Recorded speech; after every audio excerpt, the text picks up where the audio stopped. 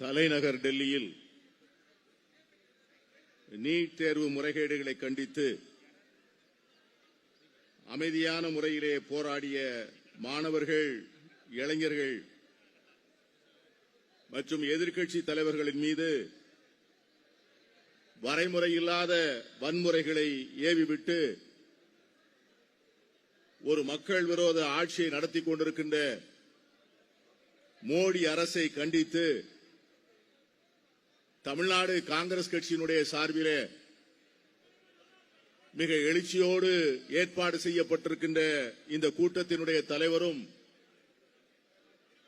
தமிழக காங்கிரஸ் கட்சியினுடைய தலைவருமாகிய என் அன்பிற்கும் மரியாதைக்குரிய நம்முடைய தலைவர் என் அன்பு தம்பி மாணிக்கம் தாகூர் அவர்களே, இந்த நிகழ்ச்சியிலே கலந்து கொண்டு சிறப்புரை ஆற்றுவதற்காக இங்கே வருகை தந்திருக்கின்ற நம்முடைய அகில இந்திய காங்கிரஸ் கட்சியினுடைய பொறுப்பாளர், காஷ்மீர் மாநிலத்தை சார்ந்த நம் அன்பிற்குரிய சகோதரர் குலாம் அகமது மீர் அவர்களே,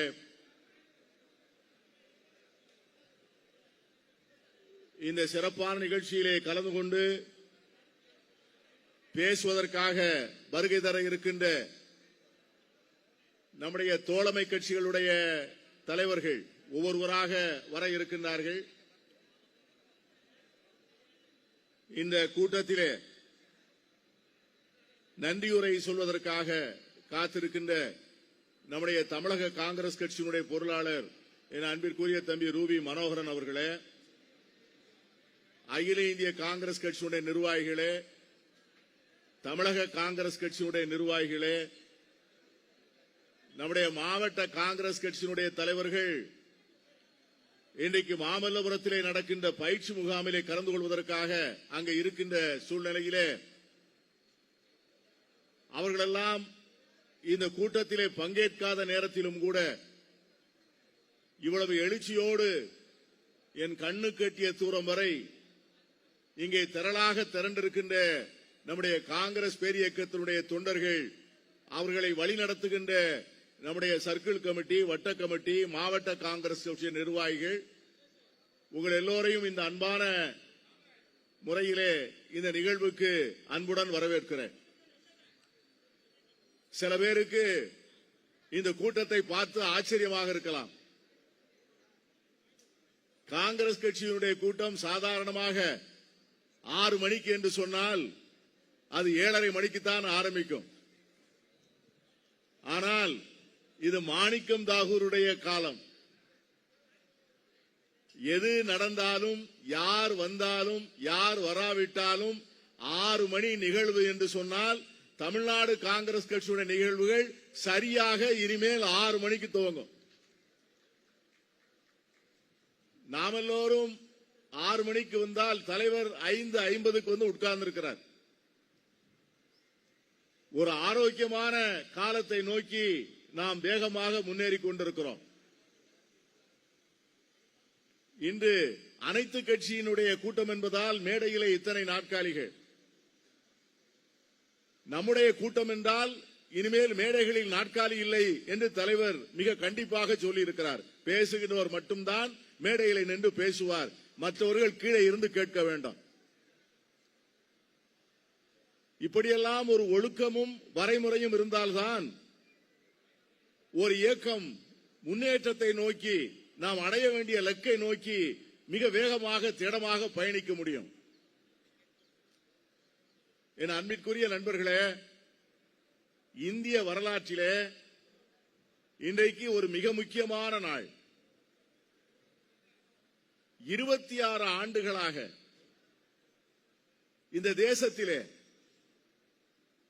ஒரு அசைக்க முடியாத தலைவன் தான், யாருக்கும் அடிபணியாத தலைவன் நான், யாருக்கும் பதில் சொல்ல கடமைப்படாத தலைவன் நான். இந்த நாட்டின் எந்த அரசியல் சாசன சட்ட நிறுவனமும் என்னை கட்டுப்படுத்தாது. உச்சநீதிமன்றமா என்னை கட்டுப்படுத்தாது, நாடாளுமன்றமா என்னை கட்டுப்படுத்தாது, தேர்தல் ஆணையமா என்னை கட்டுப்படுத்தாது. எல்லாவற்றிற்கும் மேலாக இந்த நாட்டினுடைய வரலாற்று புகழ்மிக்க பாரம்பரியமான ஊடகம் அவர்கள் அத்தனை பேரையும் ஒரு பெட்டிக்குள்ளே வைத்து பூட்டியதை போல நான் நினைத்ததை மட்டும்தான் அவர்கள் பேசுவார்கள். நான் சொல்வதை மட்டும்தான் அவர்கள் சொல்வார்கள். நான் எப்படி ஒரு செய்தியை வெளியே கொண்டு வர வேண்டும் என்று நினைக்கிறேனோ அப்படித்தான் அந்த செய்தியை வெளியே கொண்டு வருவார்கள். இதற்கு ஒத்துக்கொள்ளாத ஊடகங்களை நான் விலைக்கு வாங்குவேன். தேசிய ஊடகமாக இருந்தாலும்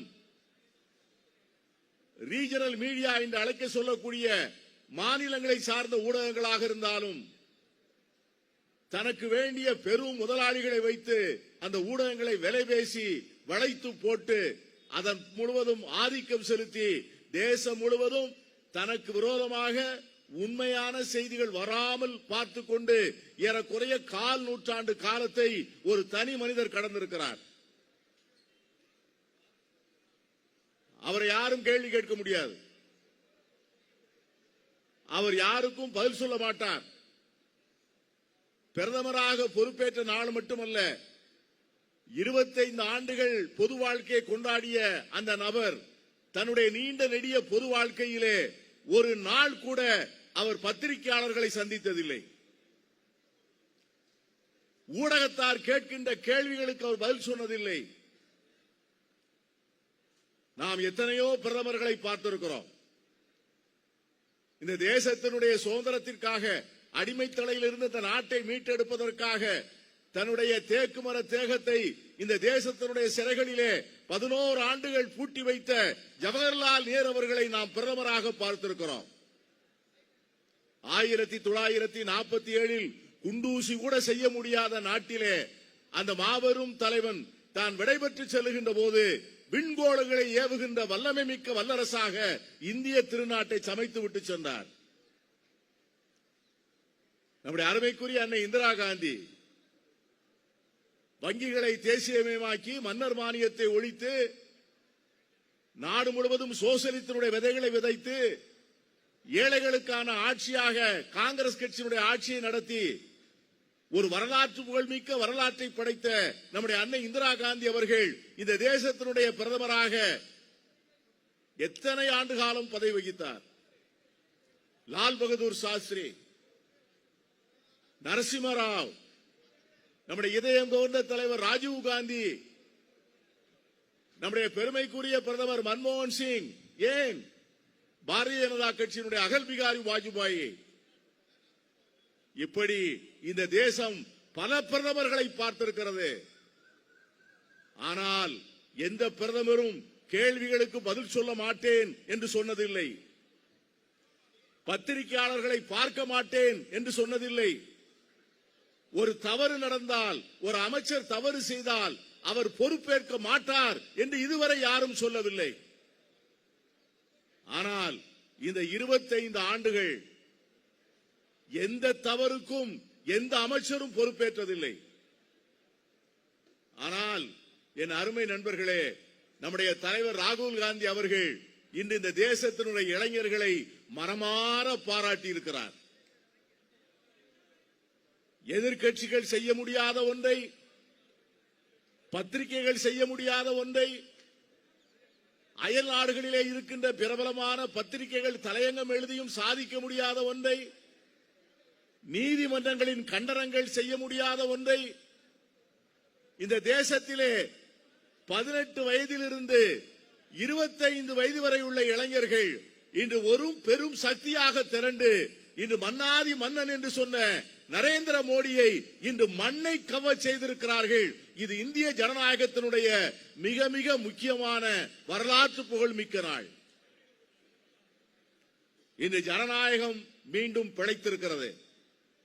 ஆனால் என் அருமை நண்பர்களே, இந்த எழுச்சி ஒரு நாளில் வந்துவிடவில்லை. இந்த எழுச்சிக்கு காரணம், இதை அரசியல் ரீதியாக ஆராய்ந்து பார்த்தால், ராகுல் காந்தி என்கிற தனி மனிதன் என்று பாரத் ஜோடோ யாத்திரா என்கிற ஒரு யாத்திரையை தொடங்கி இந்த தேசத்தினுடைய ஆன்மாவை தட்டி எழுப்பினாரோ அன்றிலிருந்து ஏற்பட்ட புரட்சி தான் இன்று வெடித்து கிளம்பி இருக்கிறது. ஒரு பெரிய பாறையை சம்மட்டி வைத்து அடிக்கிறோம். முதல் 4 அடிகளிலே அது உடைவதில்லை. ஆனால் 5வது அடியிலே உடைகிறது. அதற்காக 4 அடிகள் வீணாக போன அடிகள் அல்ல. அந்த 4 அடிகள் தான் அந்த பாறையினுடைய மத்திய பகுதியை உருக்குலைய செய்து அதை வெடித்து சிதறுவதற்கான சூழ்நிலையை அந்த 4 அடிகள் உருவாக்கி வைத்து 5வது அடி சம்மட்டி விழுந்த உடனே அது அடித்து சிதறுகிறது. அந்த 4 அடியை அடித்த பெருமை நம் தலைவர் ராகுல் காந்தி அவர்களை சார். ஆனால் இன்று பெருந்தன்மையாக அவர் சொல்லுகிறார், I am proud of my youth. நம்முடைய இளைஞர்கள் மீது நான் பெருமைப்படுகிறேன், அவர்கள் மீது நான் பெருமைப்பட்டுக் கொள்கிறேன்.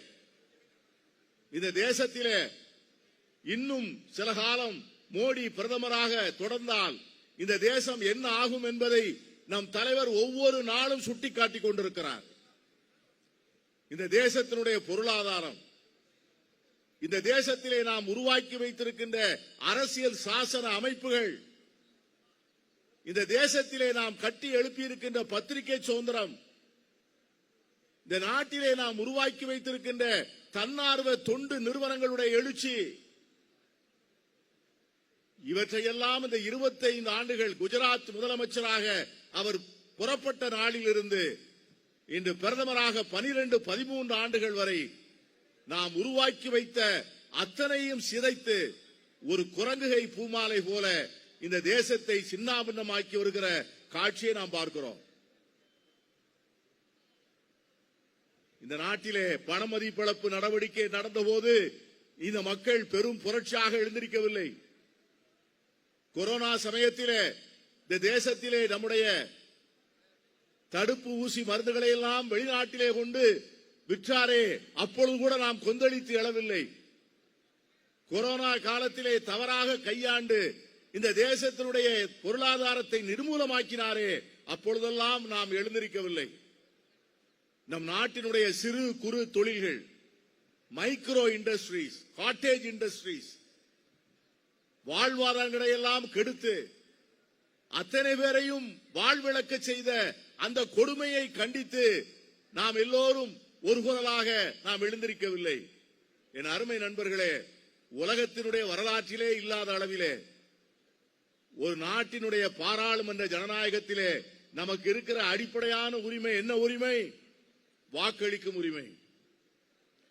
இந்த தேசத்திலே நான் பிறந்ததற்கு, இந்த மண்ணின் மகனாக நான் வாழ்வதற்கு, இந்திய நாட்டினுடைய குடிமகன் என்று நான் சொல்வதற்கு எனக்கு இருக்கின்ற ஒரே ஆயுதம் என் கையிலே இருக்கின்ற வாக்குரிமை. ஆனால் இந்த மோடி அரசு அந்த வாக்குரிமையும் பறித்து இந்த நாட்டின் குடிமக்களை நிர்வாணமாக நிறுத்தியது. பல மாநிலங்களிலே லட்சக்கணக்கான வாக்காளர்கள் தங்கள் வாக்குரிமைகளை இழந்து நிற்கிறார்கள்.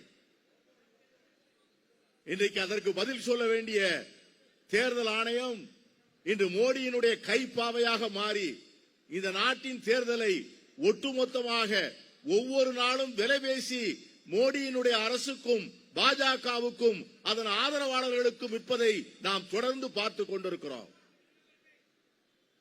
இந்த சூழ்நிலையில்தான் இன்றைக்கு நாம் எல்லோரும் ஒன்றாக திரண்டிருக்கிறோம். தமிழ்நாட்டிலே ஒரு ஆட்சி மாற்றம் ஏற்பட்டிருக்கிறது. ஒரு புதிய ஆட்சி மாற்றம் வந்தவுடனே தமிழகத்திலே பல்வேறு விதமான நடவடிக்கைகளை முன்னெடுக்கிறார்கள். புதிய அரசுக்கு தமிழக காங்கிரஸ் முழுமையான ஒத்துழைப்பை தருகிறது. அவர்கள் எடுக்கின்ற நடவடிக்கைகளுக்கு ஆதரவை தருகிறது. மாநில அரசு எடுக்கின்ற லஞ்சம் ஊழலுக்கு எதிரான நடவடிக்கைகளை மாநில காங்கிரஸ் கட்சி ஆதரிப்பதோடு மட்டுமல்லாமல் அதற்கு ஆதரவாக பெரும் மக்கள் இயக்கத்தை நடத்தினோம். பெருந்தலைவர் காமராஜர் அவர்கள் பிறந்த ஜூலை 15ஆம் நாள் நம்முடைய காங்கிரஸ் கட்சி நண்பர்கள் 13ஆம் திகதியிலிருந்து 19ஆம் திகதி வரை ஒரு வார காலம் தமிழ்நாடு முழுவதும் ஊழல் லஞ்சத்திற்கு எதிரான நடவடிக்கைகளை நாம் எடுத்து கையெழுத்து இயக்கத்தை நடத்தினோம். பல்லாயிரக்கணக்கான மக்களை அணிதிரட்டினோம்.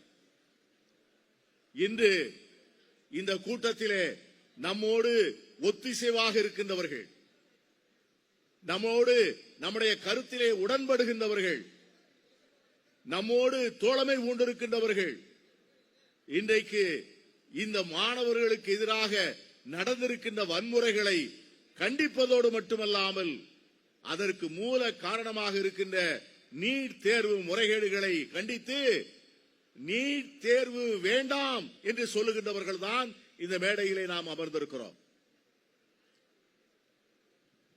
எந்த நாட்டிலும் நிர்வாகத்திலே தவறுகளே நடக்காது என்று சொல்லக்கூடிய அளவிற்கு நாம் விவரமற்றவர்கள் அல்ல. காங்கிரஸ் கட்சியினுடைய ஆட்சி காலத்திலே தவறுகள் நடக்கவில்லையா என்று கேட்பவர்களுக்கு நெஞ்சை நிமிர்த்தி சொல்லுவோம், தவறுகள் நடந்திருக்கின்றன. ஆனால் அந்த தவறுகளுக்கு பொறுப்பானவர்கள் அதற்கான தண்டனையை பெற்றிருக்கிறார்கள், இல்லை பொறுப்பேற்றிருக்கிறார்கள். 1967 அதற்கு முன்னர் அதற்கு பின்னர் எப்பொழுதெல்லாம் அரசாங்கம் ஒரு தோல்வியை ஒரு தவறை சந்தித்ததோ அதற்கெல்லாம் அதற்கு பொறுப்பான அமைச்சர்கள் பதவி விலகியிருக்கிறார்கள். பல்லாயிரக்கணக்கான மைல்களுக்கு அப்பால் உள்ள அரியலூரிலே நடந்த ஒரு ரயில் விபத்துக்காக நம்முடைய மேனாள் பிரதமர் லால் பகதூர் சாஸ்திரி அவர்கள் ராஜினாமா செய்தார்கள். ஓவி அழகேசன் அவர்கள் ராஜினாமா செய்தார்கள். நம்முடைய தலைவர் வாழப்பாடியார் ராமமூர்த்தி அவர்கள் காவேரி நதி நீர் பங்கீட்டுக்காக தன்னுடைய பதவியை ராஜினாமா செய்தார். ரயில்வே துறையினுடைய உத்தியோகத்திலே ஒரு சிறிய தவறு நடந்துவிட்டது என்று பத்திரிகையில் வந்த செய்திக்காக நம் ரயில்வே அமைச்சர் பன்சால் அவர்கள் ராஜினாமா செய்தார். அரசாங்க வழக்கறிஞரிடம் தொலைபேசியிலே பேசியதே தவறு என்று சொல்லி இந்த நாட்டினுடைய சட்டத்துறை அமைச்சர் அஸ்வின் குமாரை குற்றம் சாட்டினார்கள். அதற்காக அவர் ராஜினாமா செய்தார். ஆனால் எந்த தவறு நடந்தாலும், எந்த கொடுமை நடந்தாலும், எந்த பாதகம் நடந்தாலும் நானோ என்னுடைய அமைச்சர்களோ பொறுப்பேற்க மாட்டோம் என்று சொன்ன மோடியினுடைய முகத்திரை இன்று கிழிந்து அவர் இன்று மக்கள் முன்பு அவமானப்படுத்தப்பட்டிருக்கிறார். என் அருமை நண்பர்களே, இன்றைக்கு மக்களின் எழுச்சி எவ்வளவு பெரிய காரியங்களை செய்யும் என்பதை இன்று இந்திய நாட்டு மக்கள் இந்த நாட்டு மக்களுக்கு உணர்த்தி இருக்கிறார்கள். மக்கள் ஒன்றெழுந்தால் அவர்கள் எவ்வளவு பெரிய அதிகாரத்தில் இருந்தாலும் சரி, அவர்கள் எத்தனை துரைத்தனம் செய்து இந்த நாட்டின் அத்தனை அமைப்புகளையும் அதிகார அமைப்புகளையும் தங்கள் கைகளுக்குள்ளே பூட்டி வைத்துக் கொண்டாலும் சரி, இந்த நாட்டு மக்கள் நினைத்தால் அந்த ஆட்சி அந்த அரசு ஒரு நாளில் கவிழும் என்பதை இந்த மக்கள் இன்று நிரூபித்திருக்கிறார்கள். புரட்சியாளன் சேக்குவாரா சொல்லுவான், மக்களுக்கு சக்தி வந்துவிட்டால், உணர்ச்சி வந்துவிட்டால் ஆகாயத்திலே பறக்கின்ற விமானங்களை கைகளால் பிடித்து வளைப்பார்கள் என்று சொல்லுவான். எரிய வருகின்ற குண்டுகளை கைகளால் தாங்குவார்கள் என்று சொல்லுவான். அதை போல இந்த நாட்டு இளைஞர்கள் சமூக தொடர்பு சாதனங்களை கருவிகளாக வைத்துக் கொண்டு மோடி அரசினுடைய முகத்திரையை கிழித்து அவர் சொல்லுகின்ற உண்மைக்கு மாறான அத்தனையும் எவ்வளவு பெரிய அபாண்டம் என்பதை ஒவ்வொரு நாளும் புள்ளி விவரங்களோடு தெரிவித்து இன்று அவர்களை பணிய வைத்திருக்கிறார்கள். ஒரு பெரிய வெற்றி கிடைத்திருக்கிறது மக்கள் எழுச்சிக்கு, மக்கள் சக்திக்கு. அதை கொண்டாடுகிற வகையில்தான், அதை மக்களுக்கு நினைவூட்டுகிற வகையில்தான் இந்த பொதுக்கூட்டத்தை நடத்துகிறோம். இன்னும் அடைய வேண்டிய தூரம் நிறைய இருக்கிறது. நாம் அடைய வேண்டிய இலக்குகள் நிறைய இருக்கின்றன. ஒன்றை மட்டும் சொல்லுவோம், நம்முடைய தலைவர் ராகுல் காந்தி அவர்கள் இன்று மிக தெளிவாக சொல்லியிருக்கிறார், தர்மேந்திர பிரதான் அமைச்சராக இருந்து பதவி விலகுவது என்பது ஒரு துவக்கம்தான். It's a good beginning. ஆனால் இந்திய நாட்டினுடைய கல்வி திட்டத்தையே மாற்ற வேண்டும். சமீப காலமாக இந்த கல்வி திட்டத்திலே ஊடாடி இருக்கின்ற வகுப்புவாத அரசியலை முன்னின்று நடத்துகின்றவர்கள் கல்வி நிறுவனங்களை கைப்பற்றிக் கொண்டு மாணவர்களை சமஸ்கிருதமயமாக்கிக் கொண்டிருக்கிறார்கள். சான்ஸ்கிரிட்டைசேஷன். பல்கலைக்கழகத்தினுடைய துணைவேந்தர்களாக யார் நியமிக்கப்படுகிறார்கள் என்று சொன்னால் RSS இயக்கத்தினுடைய பிரச்சாரகர்கள் துணைவேந்தர்களாக நியமிக்கப்படுகிறார்கள். கணிதமும் அறிவியலும் பூகோளமும் சரித்திரமும் உலக நாடுகள் தழுவி இருக்கிற புதிய தொழில்நுட்பத்தையும் படிக்க வேண்டிய மாணவர்களை வானசாஸ்திரம் படியுங்கள், கைரேகை படியுங்கள், சாதக குறிப்புகளை படியுங்கள், இதிகாசங்களை படியுங்கள் என்று சொல்லி அந்த கல்வியினுடைய முனைப்பை மழுங்கடிக்க செல்கின்ற ஒரு கல்வி முறையை பார்க்கிறோம். நம்முடைய அருமை தம்பி IUML தேசிய செயலாளர் நாடாளுமன்ற உறுப்பினர் நவாஸ்கனி அவர்கள் வந்திருக்கிறார்கள். அவர்களை மனவாக வருக வருக என்று வரவேற்கிறேன். அந்த கல்வி திட்டத்தை மீட்டெடுக்க வேண்டும். என் அருமை நண்பர்களே, நாம் உருவாக்கி வைத்த கல்வி முறை வேறு. இன்னைக்கு அமெரிக்காவிலே போய் கலிபோர்னியாவிலே சிலிகான் வேலியிலே அங்க இருக்கின்ற கூகுள், மைக்ரோசாப்ட் இன்னும் பெரிய நிறுவனங்களிலே தலைமை செயல் அதிகாரியாக இருக்கின்றவர்கள் யார் என்று பார்த்தால் அவர்கள் சொல்லுவார்கள், நான் இந்தியாவிலிருந்து வந்திருக்கிறேன், IIM படித்தேன், IIT படித்தேன் என்று சொல்வார்கள். Indian Institute of Technology, Indian Institute of Management, Indian Institute of Science. என் அருமை நண்பர்களே, இந்த நிறுவனங்களை எல்லாம் இந்த நாட்டுக்கு துவக்கி வைத்தது யார் தெரியுமா? பண்டித ஜவஹர்லால் நேருவினுடைய காலத்திலே முதல் கல்வி அமைச்சராக இருந்த மௌலானா அபுல் கலாம் ஆசாத் அவர்கள்தான் இந்த IIM, IIT, IIC உருவாக்கினார். ISRO நிறுவனத்தை உருவாக்கினோம். வானத்திலே விண்கோளை ஏவுகின்ற புதிய தொழில்நுட்பத்தை உருவாக்கினோம். 256 பொதுத்துறை நிறுவனங்களை உருவாக்கினோம். அதிலே வேலை வாய்ப்புகளை எல்லோருக்கும் கொடுத்தோம். பிற்படுத்தப்பட்டவர்களுக்கு, மிகவும் பிற்படுத்தப்பட்டவர்களுக்கு, ஒடுக்கப்பட்டவர்களுக்கு, பட்டியலின மக்களுக்கு என்று கொடுத்தோம். ஆனால் இன்று வேலை வாய்ப்புகளை பிடுங்கிக் கொள்கிறார்கள். பொதுத்துறை நிறுவனங்களை நாள்தோறும் கூவி கூவி விற்கிறார்கள். இதையெல்லாம் தடுத்து நிறுத்துவதற்காகத்தான் எழுச்சியோடு இங்கே கூடியிருக்கிறோம். நம்முடைய மாணவர்களை காயப்படுத்திய நேற்று தினம் நம்முடைய தலைவர் ராகுல் காந்தி அவர்கள் பெரிய நேஷனல் சேனல்ல வர்றதில்லை இந்த நியூஸ்லாம். ஒரு மாணவர் அவருடைய உடம்பிலே பெல்லட் குண்டுகள் பாதிக்கப்பட்டிருப்பதை நம்முடைய தலைவர் ராகுல் காந்தி அவர்கள் அப்படியே வீடியோவிலே காண்பிக்கிறார். அந்த இளைஞனுடைய உடம்பு முழுவதும் பெல்லட் குண்டால் துளைக்கப்பட்டிருக்கிறது. இந்த தேசத்து மாணவர்கள் மீது பெல்லட் குண்டுகளை பிரயோகிக்கக்கூடிய அதிகாரத்தை எந்த சட்டமும் மோடிக்கு வழங்கவில்லை. அப்படி அவர்கள் மேல் அந்த ஆயுதங்களை பயன்படுத்துவது கொலை குற்றத்திற்கு சமம். அவர்கள் மீது நடவடிக்கை எடுக்க வேண்டும். இதையெல்லாம் செய்த பிரதமர் மன்னிப்பு கேட்க வேண்டும். ஆகவேதான் என் அருமை நண்பர்களே, இன்று எழுச்சியோடு கூடியிருக்கிறோம். நம்முடைய அருமை தம்பி மாணிக்கம் தாகூர் அவர்கள் பொறுப்பேற்ற பிறகு நடத்தப்படுகின்ற முதல் அரசியல் நிகழ்வு இவ்வளவு எழுச்சியோடு பொதுக்கூட்டம் போல நம்முடைய தோழமை கட்சிகளோடு நடக்கின்ற நிகழ்வு இவ்வளவு அற்புதமாக நடப்பது என்பது மிகப்பெரிய உற்சாகத்தை தருகிறது. வரக்கூடிய நாடாளுமன்ற தேர்தல், வரக்கூடிய உள்ளாட்சி மன்ற தேர்தல், இந்த அணியிலே இருக்கின்ற நாம் ஒவ்வொரு நாளும் பொழுதும் நம்முடைய மக்கள் சக்தியை திரட்டுகின்ற பணியிலே ஒன்றாக இருந்து ஒரே கொள்கை சித்தாந்தம் உடைய நாம், ஒரே சிந்தனையிலே ஒருமித்து இருக்கிற நாம் இன்று பாசிச அரசை வீழ்த்த வேண்டும் என்று என்ற கங்கணத்திலே கைகோர்த்து கொண்டிருக்கக்கூடிய ஜனநாயக சக்திகள், மதச்சார்பற்ற சக்திகள், சமூக நீதி சக்திகள் தொடர்ந்து ஒன்றிணைந்து போராட்டத்தை முன்னெடுக்க வேண்டும் என்று கேட்டுக்கொண்டு இந்த சிறப்பான நிகழ்வை இவ்வளவு சிறப்பாக ஏற்பாடு செய்த நம் நண்பர்கள் அத்தனை பேருக்கும், இதை முன்னின்று நடத்திய நம்முடைய அன்பிற்குரிய சகோதரர்கள் அத்தனை பேருக்கும் நான் ஒருவர் பேரை சொன்னால் ஒருவர் பேரை விட்டு விடுவேன். அதான் தலைவர் மாணிக்கம் தாகூர் அவர்கள் யாருடைய பேரையும் விடாமல் அத்தனை பேரையும் சொல்வார். ஆகவே இந்த அருமையான நிகழ்வு, இவ்வளவு எழுச்சியான கூட்டம், இவ்வளவு உற்சாகமான நேரம், சேர்ந்திருக்கின்ற தோழமை, இணைந்திருக்கிற நட்பு, கூடி வந்திருக்கின்ற நம்முடைய தொண்டர்கள், இப்படி பார்க்கின்ற இடமெல்லாம் உற்சாகம் கிளம்பி இருக்கிற இந்த அற்புதமான நேரத்திலே உங்கள் எல்லோருக்கும் வணக்கம் சொல்லி, வாழ்த்துக்கள் சொல்லி, வெற்றி நமதே என்று சொல்லி விடைபெறுகிறேன். நன்றி, வணக்கம்.